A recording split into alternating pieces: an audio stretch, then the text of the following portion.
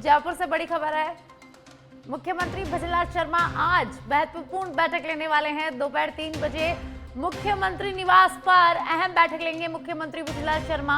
राजस्थान उद्यम एकल खिड़की सुगमीकरण और मंजूरी संशोधन अधिनियम 2020 के तहत गठित निवेश बोर्ड की 6वीं बैठक को संबोधित करेंगे। राइजिंग राजस्थान में हुए एमओयूज को धरातल पर लाने की कवायद, उद्योगों को किसी प्रकार की नहीं हो परेशानी, इस दिशा में बढ़ रहे कदम। बैठक में उद्योग विभाग के अधिकारी मौजूद रहेंगे। तो देखिए, मुख्यमंत्री भजनलाल शर्मा आज महत्वपूर्ण बैठक लेने वाले हैं। दोपहर 3 बजे मुख्यमंत्री निवास पर अहम बैठक होगी। राजस्थान उद्यम एकल खिड़की सुगमीकरण और मंजूरी अधिनियम 2020 के तहत निवेश बोर्ड की 6वीं बैठक होगी। राइजिंग राजस्थान में हुए एमओयूज को धरातल पर उतारने की कवायद, उद्योगों को किसी भी प्रकार की परेशानी ना हो, इस दिशा में कदम बढ़ रहे हैं। बैठक में उद्योग विभाग के अधिकारी जो है वो मौजूद रहेंगे। तो जयपुर से इस वक्त की बड़ी जानकारी हम आपको दे रहे हैं। मुख्यमंत्री भजनलाल शर्मा आज दोपहर में अहम बैठक लेने वाले हैं। दोपहर 3 बजे मुख्यमंत्री निवास पर महत्वपूर्ण बैठक लेंगे मुख्यमंत्री भजनलाल शर्मा। राजस्थान उद्यम एकल खिड़की सुगमीकरण और मंजूरी अधिनियम 2020 के तहत गठित निवेश बोर्ड की 6वीं बैठक आज मुख्यमंत्री भजनलाल शर्मा मुख्यमंत्री निवास पर लेंगे।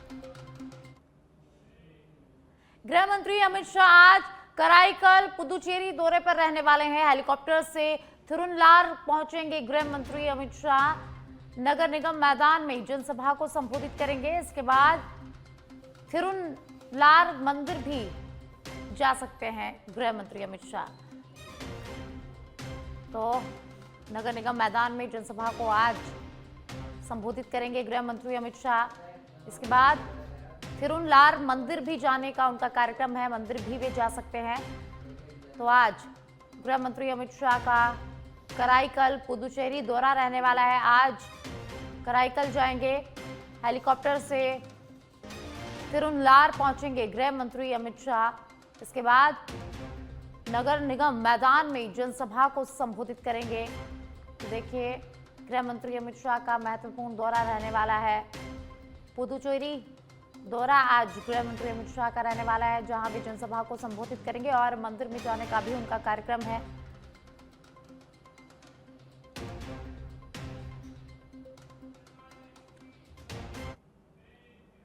लोकसभा अध्यक्ष ओम बिरला का कोटा दौरा, एक सप्ताह के प्रवास पर ओम बिरला विभिन्न स्थानीय कार्यक्रमों में शामिल होंगे। कनवास में प्रस्तावित राजकीय पॉलिटेक्निक महाविद्यालय शिलान्यास कार्यक्रम में भी भाग लेंगे। 132 केवी जीएसएस के लोकार्पण समारोह में भी शामिल होंगे। लोकसभा अध्यक्ष ओम बिरला लाडपुरा की मांदलिया ग्राम पंचायत और कसार ग्राम पंचायत में सौगातें देंगे लोकसभा अध्यक्ष, और लगभग 10 करोड़ रुपए की लागत से विभिन्न विकास कार्यों के लोकार्पण एवं शिलान्यास कार्यक्रम रविवार को होंगे। महाशिवरात्रि के अवसर पर सम्मिलित यहां पर लोकसभा अध्यक्ष ओम बिरला होंगे। संसदीय क्षेत्र में आयोजित विभिन्न धार्मिक एवं सामाजिक कार्यक्रमों में सम्मिलित होंगे लोकसभा अध्यक्ष ओम बिरला। तो लोकसभा अध्यक्ष ओम बिरला का कोटा दौरा है। एक सप्ताह के कोटा दौरे पर लोकसभा अध्यक्ष रहने वाले हैं, जहां वे विभिन्न कार्यक्रमों में भाग लेंगे, हिस्सा लेंगे। तो विभिन्न धार्मिक और सामाजिक कार्यक्रमों में शामिल होंगे लोकसभा अध्यक्ष ओम बिरला। लोकसभा अध्यक्ष ओम बिरला का कोटा दौरा। और आप बीकानेर से बड़ी खबर है, जहां एसीबी रेड में बड़ा अपडेट सामने आया है। एलडीसी शुभकरण परिहार के घर एसीबी की कार्रवाई का ये पूरा मामला है। कार्रवाई के साथ ही बरामदगी का आंकड़ा यहां पर बढ़ता जा रहा है। जैसे जैसे सर्च आगे बढ़ी, बरामद संपत्ति का आंकड़ा भी लगातार बढ़ रहा है। 5 ठिकानों पर ताबड़तोड़ सर्च ऑपरेशन चलाया गया। आय से 938% अधिक संपत्ति अर्जित करने का मामला दर्ज किया गया है। बीकानेर, पुनरासर और कानासर समेत कई स्थानों पर एसीबी ने दबिश दी और करीब 76 लाख रुपए नगद बरामद किए हैं। 1.5 किलो सोना और 3 किलो चांदी मिलने की पुष्टि भी यहां पर हुई है। बीकानेर शहर में 3 आलीशान मकान और 2 भूखंड मिले। गांव पुनरासर में भी 1 मकान और 2 प्लॉट सामने आए हैं। करीब 17 हेक्टेयर कृषि भूमि का खुलासा यहां पर हुआ है। स्कॉर्पियो, स्विफ्ट, बोलेरो, कैंपर सहित कई वाहनों को जब्त कर लिया गया है। करोड़ों रुपए के लेन देन से जुड़े दस्तावेज भी एसीबी ने यहां से बरामद किए हैं। एसीबी ने मामला दर्ज कर लिया है और इस पूरे मामले की जांच जो है वो तेज कर दी है। डीजी एसीबी गोविंद गुप्ता के निर्देशन में कार्रवाई की गई है।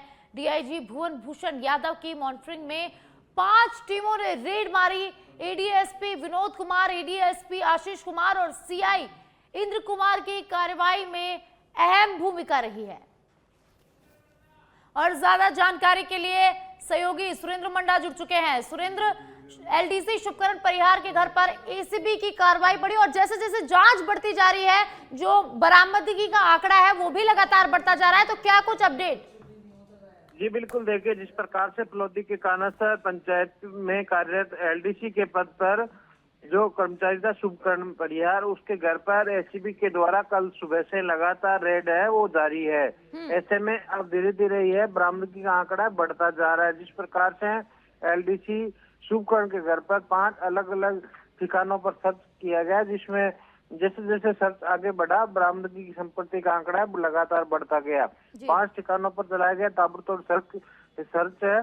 उसमें जिस प्रकार से आय की जो परसेंटेज है वो 938% से अधिक संपत्ति अर्जित करने का मामला है वो फिलहाल दर्ज कर लिया गया है। एसीबी की टीम के द्वारा बीकानेर और पुन्नासर और कानासर समेत कई स्थानों पर एक साथ दबिश दी गई, जिसमें करीब 76 लाख रुपए नकद बरामद हुए हैं। इसके साथ ही 1.5 किलो सोना और 3 किलो चांदी की मिलने की पुष्टि है वो अभी तक हो चुकी है। बीकानेर शहर में 3 आलीशान मकान और 2 भूखंड मिले हैं। इसके साथ गांव पुन्नासर में भी 1 मकान और 2 प्लॉट है वो सामने आए। इसके साथ ही करीब 17 हेक्टेयर कृषि भूमि है उसका खुलासा हुआ है। इसके साथ स्कॉर्पियो, स्विफ्ट कार और बोलेरो कैंपर सहित कई वाहन है उनको जब्त कर लिया गया है। ऐसे में करोड़ों रुपए का लेन देन से जुड़े कई दस्तावेज है वो भी एसीबी टीम को बरामद हुए हैं।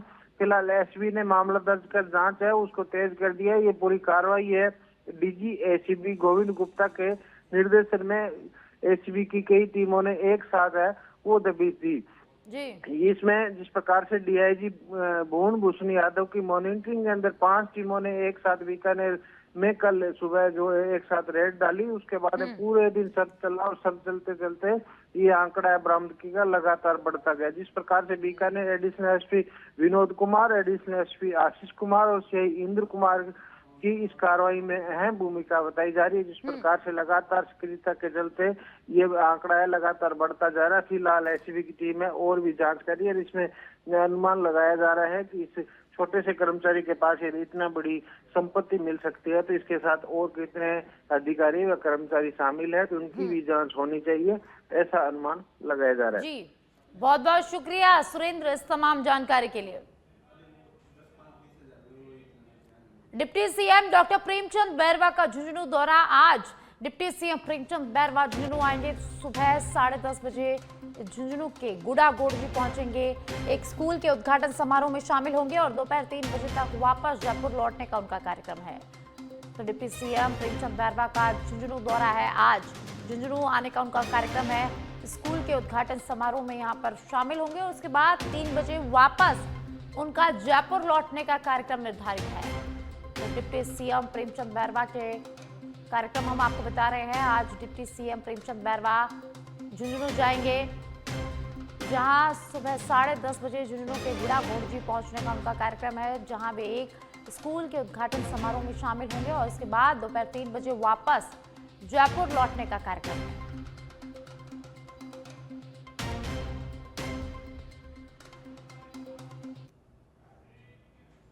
और आप जोधपुर से खबर है, जहां विधानसभा अध्यक्ष वासुदेव देवनानी का जोधपुर दौरा। देवनानी का आज जोधपुर आने का कार्यक्रम है, स्थानीय कार्यक्रम में शिरकत करेंगे। देवनानी आज सुबह 11:35 पर हवाई मार्ग से जोधपुर पहुंचेंगे। दोपहर 3 बजे सड़क मार्ग से जोधपुर से अजमेर के लिए फिर प्रस्थान करेंगे। तो विधानसभा अध्यक्ष वासुदेव देवनानी का जोधपुर दौरा आज रहने वाला है, जहां वे स्थानीय कार्यक्रम में शिरकत करेंगे। तो 11:35 पर जोधपुर पहुंचने का उनका कार्यक्रम है, जहां वे एक स्थानीय कार्यक्रम में भाग लेंगे। उसके बाद दोपहर 3 बजे सड़क मार्ग से जोधपुर से अजमेर के लिए रवाना होंगे विधानसभा अध्यक्ष वासुदेव देवनानी।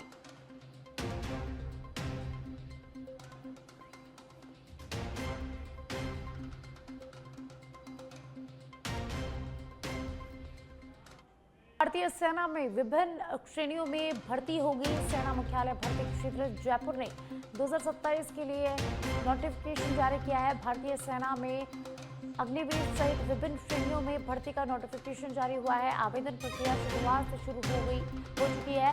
भारतीय सेना की आधिकारिक वेबसाइट ज्वाइन इंडियन आर्मी पर ऑनलाइन आवेदन कर सकते हैं। आवेदन की अंतिम तिथि 1 अप्रैल तय की गई है। सफल अभ्यर्थियों के लिए कॉमन एंट्रेंस एग्जाम जून में संभावित है। भारतीय सेना की आधिकारिक वेबसाइट ज्वाइन इंडियन आर्मी पर आवेदन कर सकते हैं। ऑनलाइन आवेदन की अंतिम जो तारीख है वो 1 अप्रैल तय की गई है।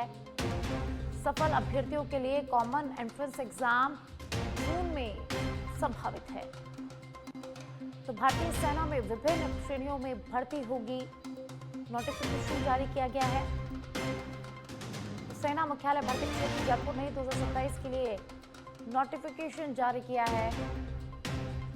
भारतीय सेना में अग्निवीर सहित विभिन्न श्रेणियों में भर्ती का नोटिफिकेशन जारी किया गया है। आवेदन प्रक्रिया शुक्रवार से शुरू हो चुकी है।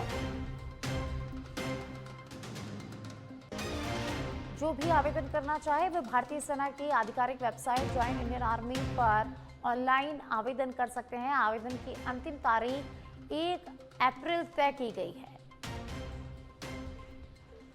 और सफल अभ्यर्थियों के लिए कॉमन एंट्रेंस एग्जाम जून में संभावित है।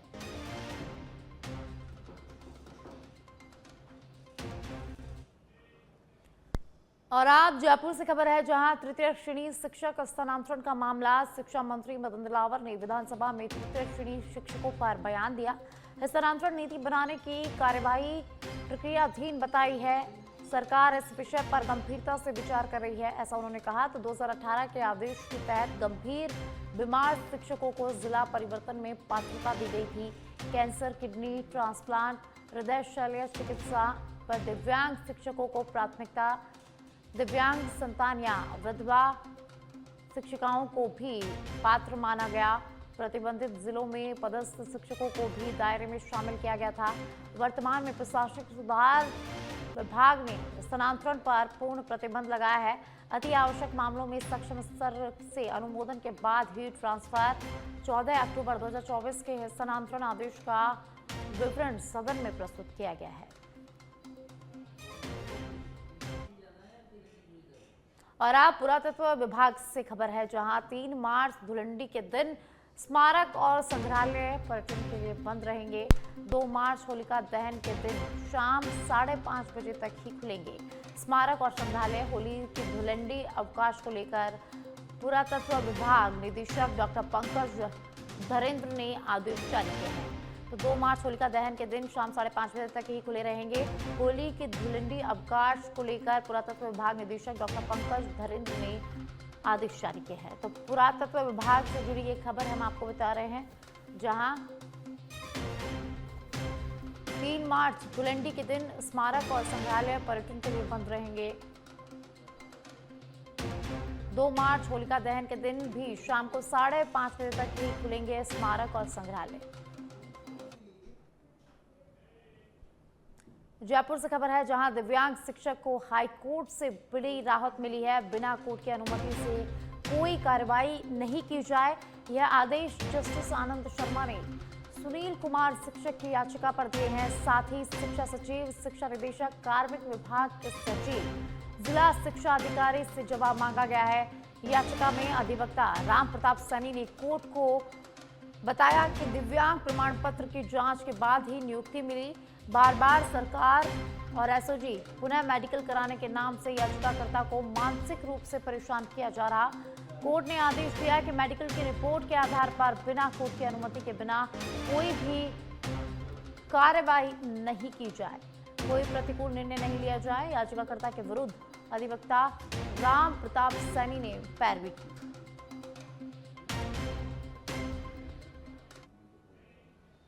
जयपुर से खबर है, जहां राजस्थान स्टेट ओपन स्कूल का परिणाम घोषित हो गया है। कक्षा 10वीं और 12वीं का परिणाम घोषित किया गया है।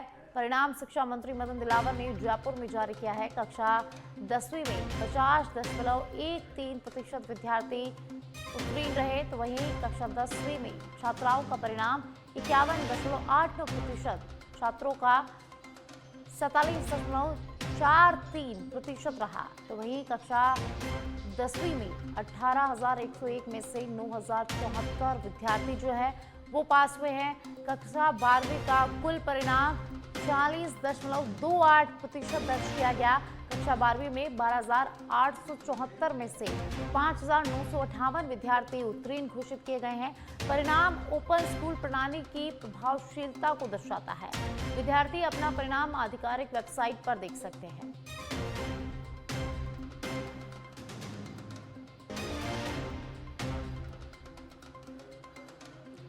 तो कक्षा 10वीं और 12वीं का ओपन स्कूल का जो रिजल्ट है वो घोषित हो गया है। मंत्री मदन दिलावर ने जयपुर में परिणाम घोषित किया है।